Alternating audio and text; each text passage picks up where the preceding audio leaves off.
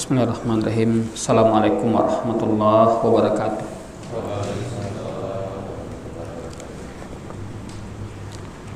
Innal hamdalillah nahmaduhu wa nasta'inuhu wa nastaghfiruh wa na'udzu billahi min shururi anfusina wa sayyiati a'malina. May yahdihillahu fala mudilla lahu wa may yudlil fala hadiya lahu. Asyhadu an la ilaha illallah wahdahu la syarika lahu wa asyhadu anna Muhammadan abduhu wa rasuluhu la nabiyya ba'd. Allahumma shalli wa sallim ala nabiyyina Muhammadin wa ala alihi wa sahbihi wa man tabi'ahum bi ihsan ila yaumiddin, amma ba'd. Bapak Ibu yang dirahmati dan muliakan Allah, kembali kita ungkapkan syukur kita kepada Allah dengan nikmatnya pada malam hari ini. Allah Subhanahu wa taala masih memberikan kesempatan kepada kita, kekuatan kepada kita untuk bisa hadir dalam rangka memahami hukum-hukum Allah, syariat Allah yang memang kita butuhkan dalam keseharian, hukum-hukum amaliyah, hukum-hukum cara amaliyah yang kita butuhkan, maka sudah selayaknya kita untuk mempelajarinya. Kembali kita lanjutkan pembahasan kita, di mana pembahasan kita terakhir adalah masalah apa, Pak? Apa terakhir kaji kita? Ya, tayamum praktis.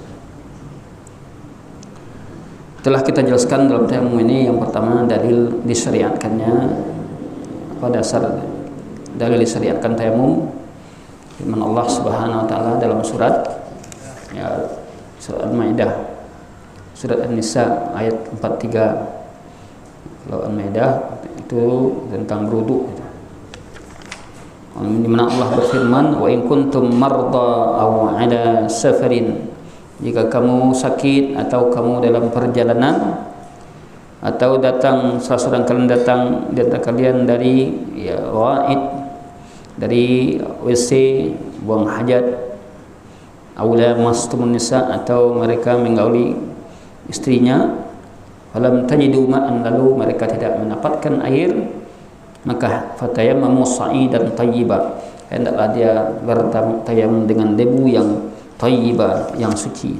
Ini dalil. Sedangkan dari hadis adalah hadis, yaitu Nabi katakan as-sa'idu wudu'ul muslim, yaitu as-sa'id, debu yang suci, adalah alat wudu bagi seorang muslim. Wa illam yajidil ma', jika ia tidak menemukan air, 10 sinin, sampai 10 tahun. Dan juga kita sudah menjelaskan liman yusra, siapa yang disyariatkan untuk tayamum ini. Disyariatkan untuk siapa tayamum itu? Apakah setiap orang boleh bertayamum? Tentu ada ketentuannya, ada syaratnya. Di antaranya adalah liman lam yajid al-ma, bagi orang yang tidak mendapatkan air. Dia sudah mencarinya tapi tidak menemukan air, sulit mendapat air. Atau orang mendapatkan air ada tapi tak bisa untuk menggunakannya karena ada uzur, sakit, yang membahayakan. Kalau dia kena air membahayakan, maka orang seperti ini adalah dengan tayamum. Atau karena yakhsha biistimalihi yukhsha, dikhawatirkan dengan menggunakan air itu akan bertambah sakitnya. Menggunakan air bertambah sakitnya, maka dengan tayamum. Atau ta'khirul bur'i, lambat sembuhnya, menggunakan air lambat sembuhnya. Atau dia tidak sanggup untuk bergerak, air ada tapi tidak bisa bergerak, maka dia tayamum, tidak ada bisa untuk mengambilnya. Adapun orang yang mendapatkan air sedikit dari air, tidak mencukupi untuk berwudu, tapi ada air, maka yang sedikit itu dia pakai untuk berwudu, Jika kurang maka sisanya dengan tayamum. Ya, anggota wudhu yang dipakai, yang bisa dipakai dengan menggunakan air, maka gunakan air, sisanya ada dengan tayamum. Artinya adalah anggota wudhunya mungkin mukanya kena air, maka ketika itu air habis, maka tangannya dengan tayamum. Apa dalilnya? Fattaqullaha mastata'tum. Bertakwalah kalian kepada Allah sesuai dengan kesanggupan. Ya, karena kita tidak menemukan air, ada air sedikit, ya. Demikian juga air ada, tapi airnya untuk minum, ya. Air untuk minum, ya. Kalau kita pakai, mana yang perlu gitu, mana membahayakan kita. Air ada untuk minum, ya. Terpakai pula air ini, ya. Bagaimana minum nanti? Sementara untuk mencari air sulit, maka kita bertayamum. Itu iya segala kuah kan, ya kan? Atau aku kayak segala kuah ketik itu. Pakailah untuk berwudu tak mungkin. Maka tayamum. Begitu terasa mudahnya menjalankan agama ini kalau kita tahu dengan hukum-hukum Allah. Ya, mudah sekali. Di mana saja kita bisa beribadah, bisa salat. Itu kelebihan umat Nabi Muhammad, dijadikan bumi ini suci baginya. Jemaah dimuliakan Allah Subhanahu wa taala. Kemudian kita sudah menjelaskan furuduhu, yaitu fardu-fardunya atau rukun-rukunnya. Tayamum, apa rukun yang pertama? Niat, berniat. Niat itu di mana letaknya? Dalam hati kita. Niat dalam hati, bukan di lidah, bukan di mulut, ya. Bukan dilafazkan. Kayak yang sunnah itu, sunnah adalah niat itu di hati. Ya, kenapa di negeri kita ini banyak niat itu dilepaskan? Karena di awal di sekolah berkembang mazhab Syafi'i, ya, mazhab Syafi'i yang dipelajari di negeri kita ini mazhab Syafi'i, maka itu banyak yang dipakai. Namun apabila kita lihat dari amalan Nabi yang langsung, maka tidak kita temukan Nabi itu ketika berniat melafazkannya dengan, ya, menggunakan nawaitu, dilafazkannya tak sebut di mana. Jadi niat yang dilafazkan itu hanya ijtihad para ulama di kalangan Syafi'i, mazhab Syafi'i. Yang menjalihan dan dikawan ulama, karena memang yang berkembang kita tidak mengingkari hal tersebut, ya. Masyarakat kita berniat dengan melafazkan karena yang berkembang mazhab Syafi'i. Namun bila kita lihat hadis-hadis Nabi, ya, langsung yang beliau amalkan, dan ditemukan Nabi itu ketika sholat atau ketika mulai berwudu atau tayamum dengan melafazkan niat. Karena an-niyatu mahalluha qalb, niat itu letaknya di hati, ya, Wak. Kalau ingin makan, Wak, apakah kita ngomong dulu kalau kita makan? Wak, aku makan dulu, kan enggak. Taraso pari wak lapa, timbul maksud untuk makan. Lagi makan, tak perlu kita sampai ke orang mau makan, bertahu ingin makan, ya, tak perlu kita omong ini, karena kita sudah tahu bermaksud untuk makan. Kemudian as-sa'idut tahir yang kedua adalah rukun yang kedua, as-sa'idut tahir, debu yang suci. Ini berdasarkan hadis liqaulihi ta'ala fatayammamu sa'idan thayyiba, hendaklah bertayamum dengan debu yang suci yang terletak di permukaan bumi ini, mungkin di kaca, mungkin saja di meja ini, ya, bisa juga di dinding, ya. Kita boleh bertayamum seperti bapak-bapak ibu yang sudah pernah pergi umroh, ya, pergi haji, tayamumnya di atas pesawat, ya. Yang beruduk pada pesawat banyak itu akan orang beruduk, tak mungkin kan? Kata di atas pesawat. Dan ad-darbus ula, hentakan yang pertama, ya, pukulan yang pertama, ya, meletakkan seperti ini. Wad'ul yadain ala turab, meletakkan kedua tangan di atas tanah atau permukaan tanah, permukaan bumi. Atau ya kemudian yang keempat, mashul wajhi wal kaffain, mengusap wajah dan dua tangan, pegelang tangan.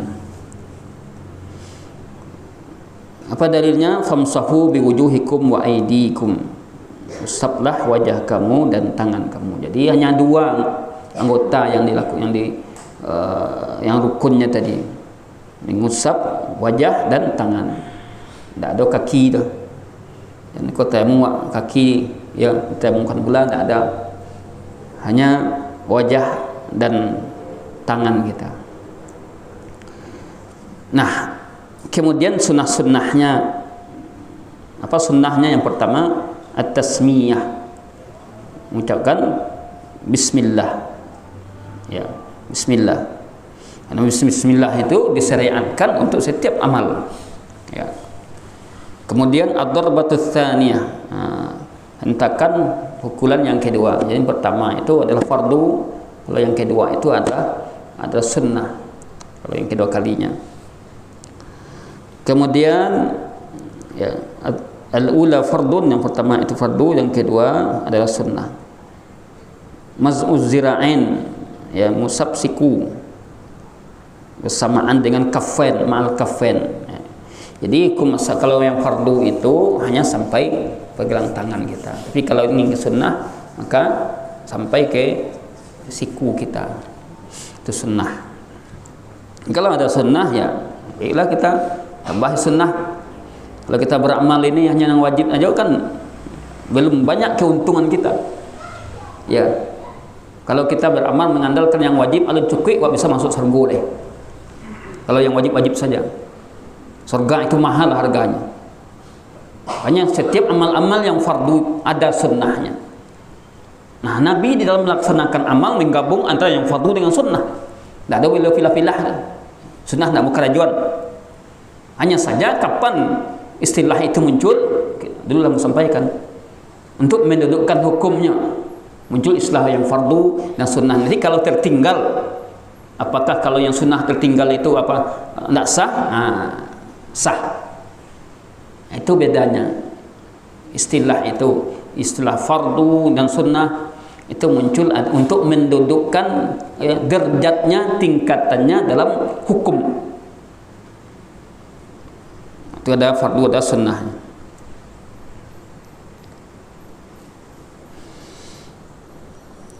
Jadi mengusap sampai zira'ain, ya sampai siku itu ikhtiyat aja, untuk ikhtiyat agar lebih baik. Kemudian fima yang qudut tayammum wa ma yubahu bihi, apa yang membatalkan tayamum dan apa yang dibolehkan. Apa saja kemarin yang membatalkan tayamum? Setiap yang membatalkan wudu maka membatalkan tayamum. Apabila wudu, ya tayamum kita batal, ya kalau kita melanggar apa yang membatalkan wudu, buang angin, ya batal tayamum kita.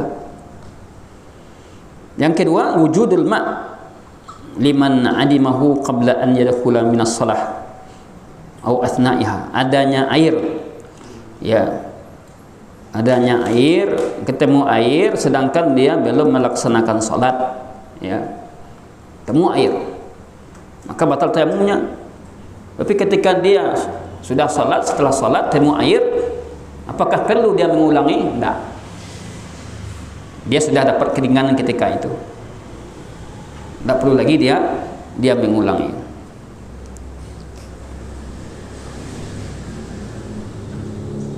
La tusallu salatan fi yaumin marratin, karena tidak ada pengulang salat, itu tidak ada.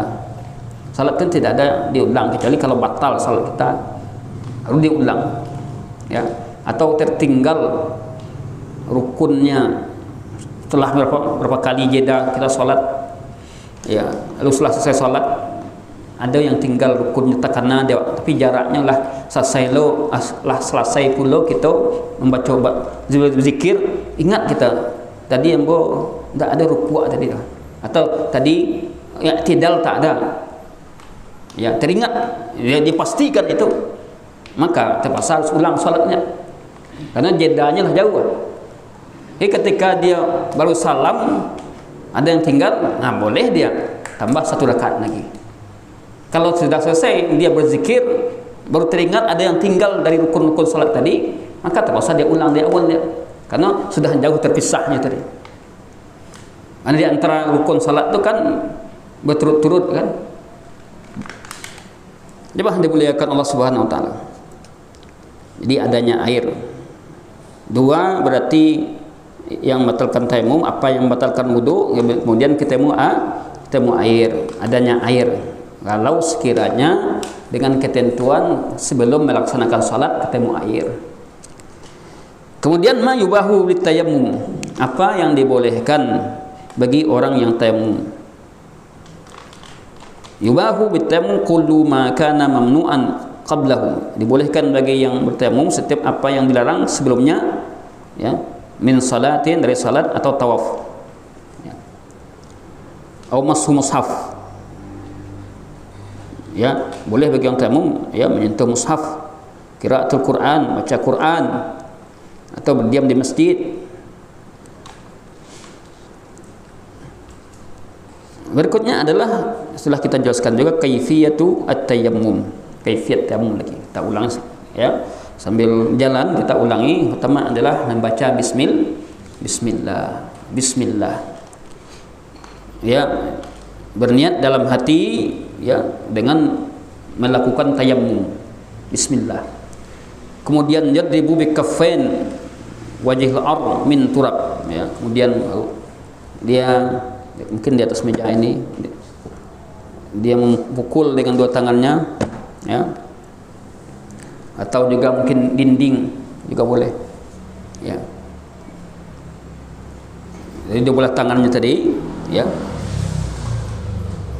dari turab, tanah atau debu, atau juga kalau tidak ada batu, ya. Wala ba'sa an yanfud, ya, tidak apa kalau sekiranya dikhawatirkan banyak debunya, maka dia tiup, ya. Nah, dia tiup. Khawatirkan kalau banyak debu itu kan karena lemko dia, no, ya.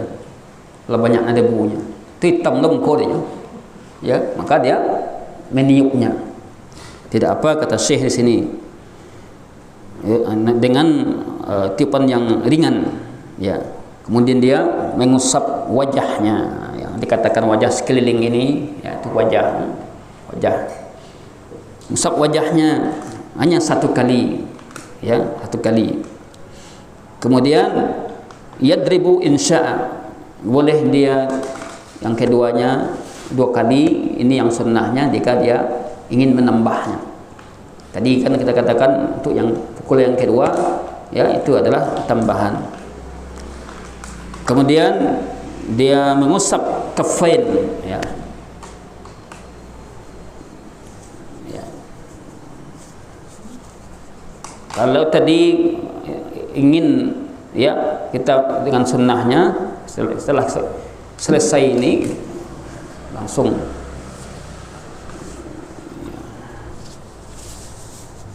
karena ini sekeliling. Dengan demikian, ya sudah selesai kan jawab tayammum tadi, tidak berpayah, ya. Kalau 1 kali cukup, ya.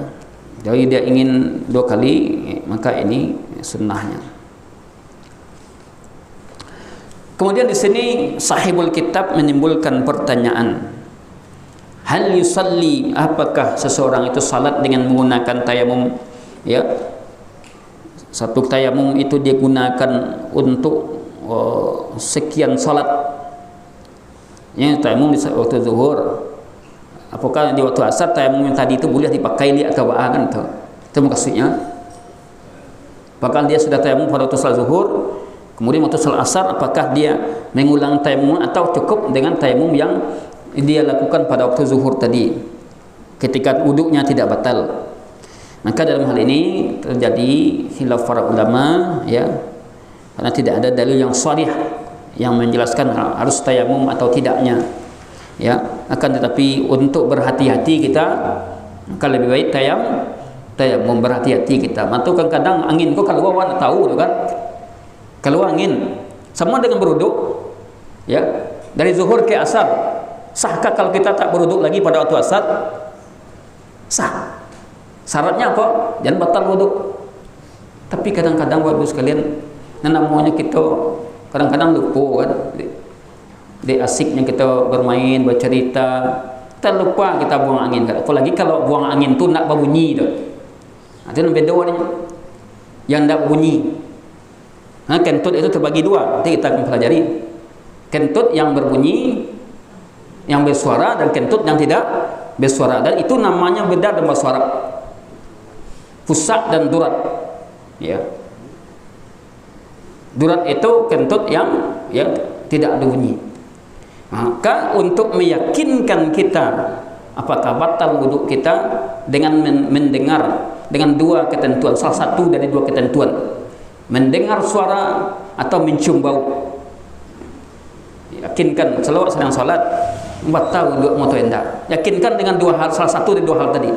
Kalau tidak ada dari satu dari dua tadi, berarti was-was, ya, was-was. Kecuali kalau ibu-ibu bapak nak tua, kadang-kadang kan murah dia keluar angin kau nya 70 tahun kateh kan, murah keluar angin kau. Nah, itu berarti lah uzur, tak dapat jawab tadi.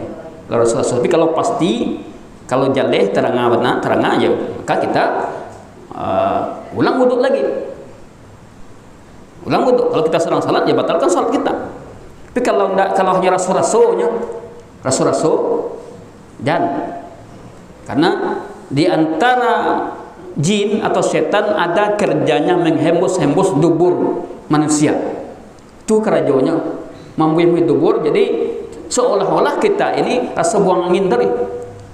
Ada setan seperti itu. Maka ada orang yang mendapatkan was-was seperti itu.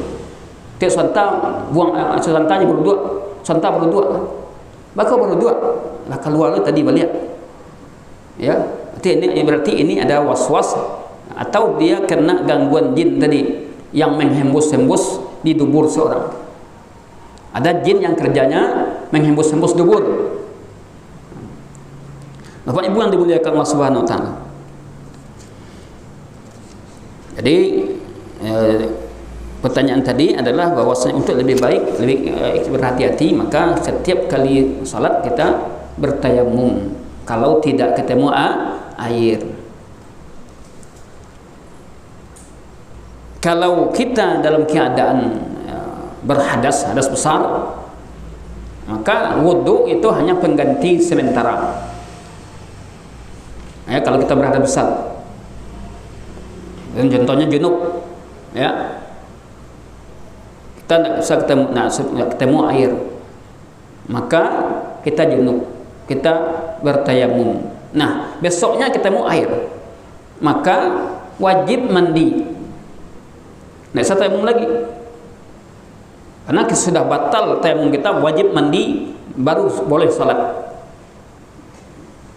Karena dia hanya ketika ada ilahnya, yaitu air. Ketika ada air, tidak boleh lagi, ya, menggunakan tayamum dalam kita berhadas besar. Berikutnya adalah masru'iyati al-mashu al-kuffain wal jabair, ya, yaitu disyariatkannya al-mashu al-kuffain, mengusap kedua sepatu, wal jabair, dan perban. Ngusap, ya, dua sepatu dan perban, jabair, ya, perban yang mungkin karena kita luka dikasih di sini, ya, perban atau apa namanya itu, yang semen tuh, jib, itu diusap saja. Dikaji itu dalam agama kita, itu dikaji dalam fikih, itu dikaji. Disyariatkan masru'iyatul masyi alal kufain, disyariatkan mengusap atas dua sepatu, ya, dan yang semakna dengannya seperti jawraben, kaos kaki. Jadi boleh Ya, seorang tidak membuka kaos kakinya, cukup dengan mengusapnya. Ya. Yang ini berdasarkan dalil Alkitab dan Sunnah. Wa arjulikum, ya, ilal ka'bain, dan kakimu. Wamsahu biruusikum, usaplah kepalamu dan usaplah kakimu. Maka ini menunjukkan bolehnya mengusap kedua sepatu. Amma sunnah, adapun sunnah, dalilnya adalah dalil sunnah, idza tawadda'a ahadukum, jika salah seorang kalian berwudu, falaysa kuffain, fala bisa kuffain, maka dia memakai kuf. Kuf itu sepatu yang menutupi mata kaki sampai ke atas, kuf namanya. Ya. Falyamsah alaihima, maka usaplah atas keduanya, wal yusalli, dan salat. Ini kemudahan. Maka boleh kita salat dengan memakai sepatu. Ya. Dalam waktu tertentu, kondisi tertentu, boleh pakai sepatu, tidak membuka sepatu kita. Mungkin kondisi ketika itu, ya, yang menyebabkan kita untuk tidak membuka sepatu dengan mengusap sepatu. Falyamsah, padahal ini menunjukkan atas bolehnya mengusap. La yakhla'huma, ya, tidaklah dia mencabut kedua sepatunya, ya, insya'a, jika dia menginginkan, illa min janabah, kecuali kalau junub. Junub dia, ya, maka dia harus tanggalkan, lepaskan sepatunya. Wa ma fihi min itlaqi adami taqid, dan apa yang ada padanya mutlak waktunya. Namun fa innahu muqayyadun, dia terkait dengan hadis tauqid, hadis yang membatasi waktu mengusap sepatu. Ya, mungkin kita jarang mengamalkan usap sepatu ini. Jarang mungkin kita mengamalkan. Ya. Wa amma masru'iyatul mashi 'alal jabair, adapun disyariatkan mengusap atas perban yang luka. Ya, luka kita kasih perban, atau mungkin pakai gip tadi, bapak tadi kan, ya, maka ini kan itu tidak boleh dibasahkan, maka cukup diusap saja. Ya, apakah itu kena di tangan kita atau di kaki kita, maka cukup diusap.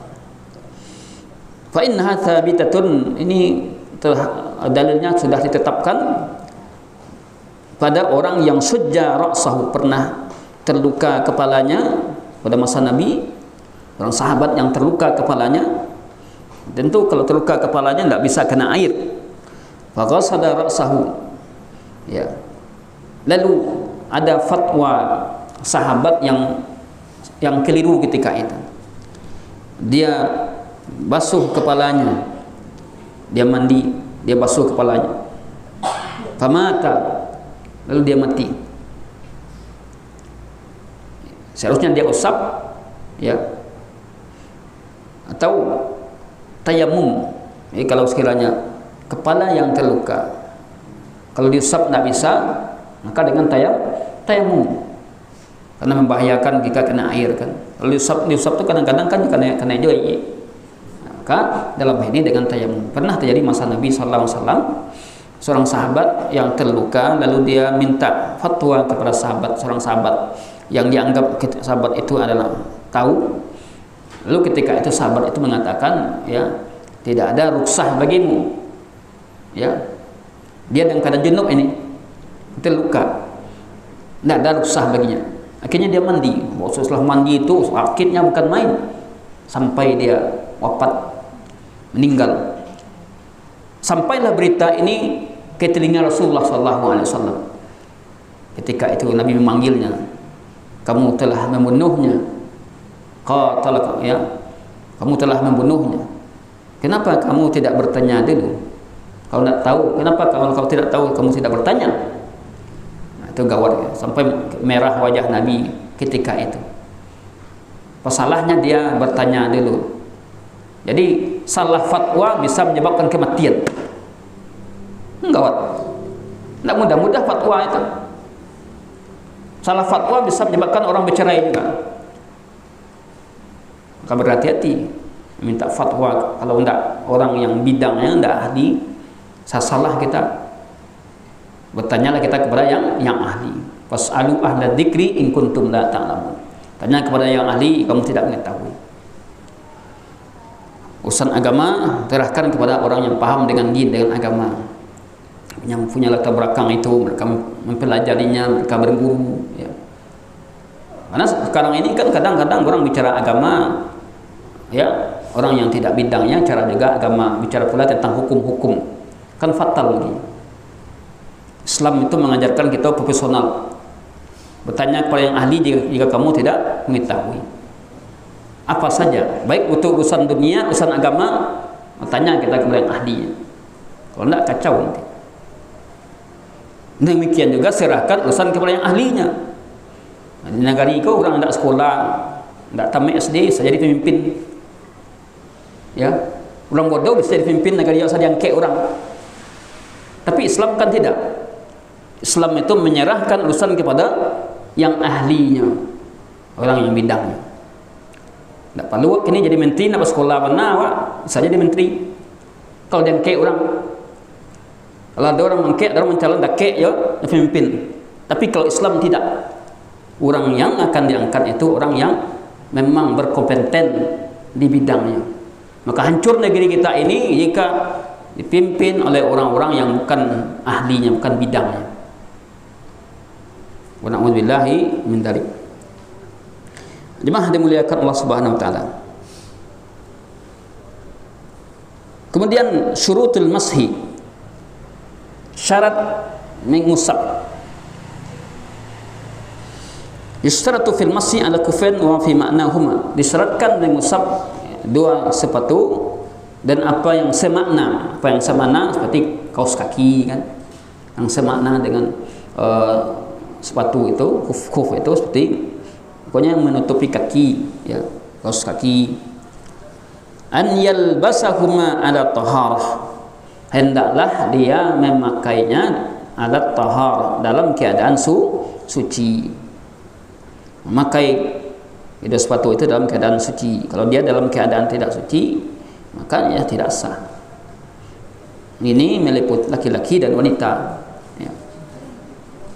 Lil Mughirah liqaulihi, sebagaimana perkataan Nabi sallallahu alaihi wasallam kepada Mughirah bin Syu'bah, lamma arada, tatkala ia ingin untuk mencabut kufnya, dua kufnya, ya, untuk mencabut kuf Nabi, ya, sepatu Nabi, liyaksila rijlahin, supaya dia membasuh dua kakinya pada wudunya. Maka ketika itu Nabi katakan, da'huma, tinggalkan keduanya, fa inni adkhaltuhuma tahiratain, sesungguhnya aku masukkan kedua sepatu itu tahiratain, ketika dalam keadaan suci. Kalau dia berhadas, maka tidak sah dia memakai sepatu itu. Yang kedua, an yakuna satiratain di mahallil fard, menutupi tempat yang fardu, yang wajib, mata kakinya, menutupi mata kaki, tempat yang fardu sampai mata kakinya. Kalau bisa lewati mata kakinya sampai ke atas. Kalau batu kecil tidak bisa, tidak. Ya. Kemudian ayyakuna samiken, tebal, la tabdul basrah min tahtihima, tidak tampak kulit dari dalamnya, tidak transparan, tidak transparan, tebal. Kemudian yang keempat, alla tazidu muddatil mashi alal yawm wa lailah lil mukim, tidak melebihi bagi orang yang mukim 1 hari 1 malam. Jadi bagi orang yang mukim memakai itu hanya 1 hari 1 malam, besok tidak lagi, 1 hari 1 malam. Orang yang mukim, ya seperti kita kan mukim di sini, ya. Wala ala 3 ayam bilayalihi lil musafir, maka bagi orang yang musafir 3 hari, ya, 3 malam bagi musafir. Nah, musafir itu siapa? Apakah awak dari Siko, dari Kuranji ko, kemudian ke mana buat bahaya apakah musafir. Enggak, ya. Musafir itu perjalanan yang dianggap jauh, ya, oleh uruf budaya atau kebiasaan masyarakat awak menganggap itu jauh, ya, maka dianggap kita musafir. Tahu awak kapal Kumbuah kan jauh, Bukit Tinggi jauh, apakah masyarakat awak menganggap itu jauh? Sebagian mengatakan musafir itu dibatasi oleh jarak, ada yang 60 kilo, ya kan, 70 kilo, ya. Maka yang lebih kuat di sini musafir itu dikembalikan kepada anggapan masyarakat umum, ya. Masyarakat menganggap bahwa ke Padang Panjang telah dianggap musafir, maka sudah jadi musafir, berarti lah berlaku untuk mengkasar salat kita. Jadi harus tahu kita batasan musafir tadi. Jadi bagi orang musafir, batasan mengusap itu hanya 3 hari 3 malam, tidak melebihi 3 hari 3 malam, sampainya itu saja. Ini berdasarkan, ya, liqauli Ali, perkataan Ali radhiyallahu anhu, ja'ala Rasulullah sallallahu alaihi wasallam thalathata ayyam wa layalihinna lil musafir wa yawman lil muqim. Ya, Rasulullah menjadikan 3 hari 3 malam untuk musafir dan 1 hari 1 malam untuk bermukim. Ya. Allah, kemudian yang kelima, Allah yanza'ahuma ba'dal mashi. Ya. Setelah dia mengusap, dia tidak boleh mencabut lagi. Mencabut sepatu tadi tidak dicabut. Ya. Falau naza'aha wajaba alaihi ghuslu rijlain. Kalau dia mencabut keduanya, wajib baginya membasuh 2 kakinya. Kalau dia cabut, dia basuh 2 kakinya. Wa illa batala wudu'uhu, kalau tidak batal wudu'nya. Jadi tidak dicabut. Jadi mungkin ini bisa digunakan dalam waktu-waktu tertentu, ya. Mengusap sepatu itu dalam waktu mungkin dalam kondisi kita di tempat-tempat yang rawan, ya. Ya, mungkin kita buka sepatu kita, maka berlaku hukum tadi.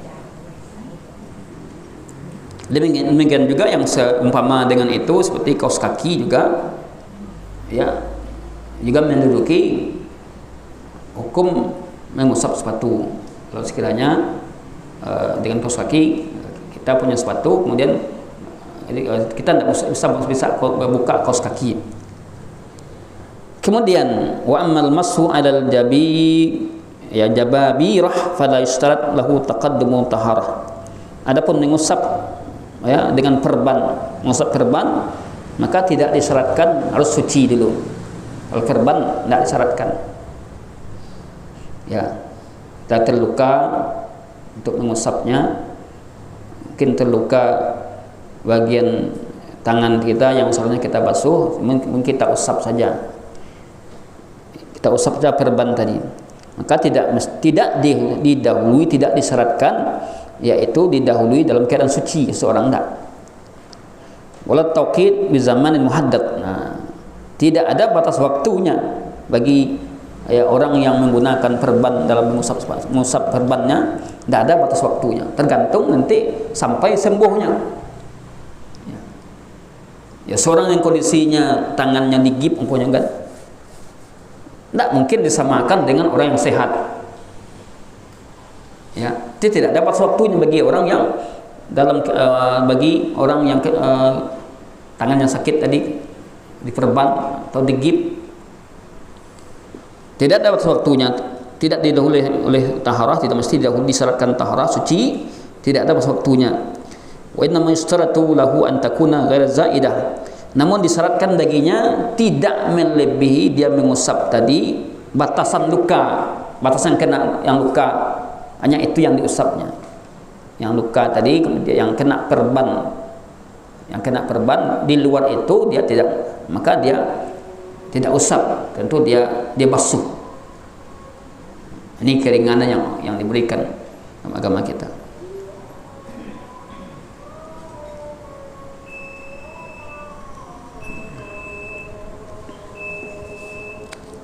Kemudian wala tanzi min makannya wala yabra, ya, tidak dia mencabut dari tempatnya. Dan wa alla yabra al-juh, kalau sekiranya lukanya sudah hilang kemudian sudah sembuh ya, dan bisa kena air, maka tidak berlaku lagi mengusap ya perban tadi. Itu batasan. Wallahu alam bissawab. Demikian saja. Assalamualaikum warahmatullahi wabarakatuh.